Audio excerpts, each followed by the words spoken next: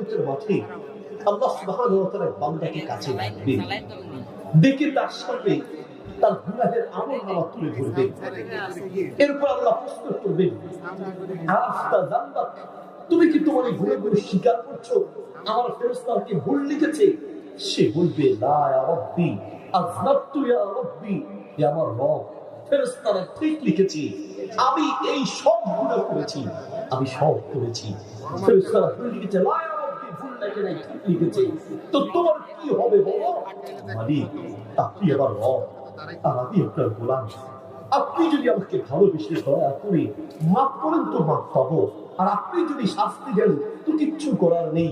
আল্লাহ সুবহানাহু ওয়া তাআলা কাছে ডেকে বলবেন, বান্দা, আমি তোমার সব গুনাহগুলোকে দুনিয়াতে গোপন রেখেছিলাম, পৃথিবীর কারো কাছে বলি নেই, কিন্তু কিছু আমল থাকার কারণে, ঈমানের কারণে, আল্লাহর ভালোবাসা ছিল।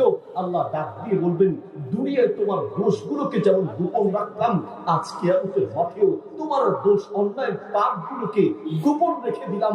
আমি আল্লাহ নিজ দয়ায় তোমাকে জান্নাতের মেহমান বানিয়ে দেব।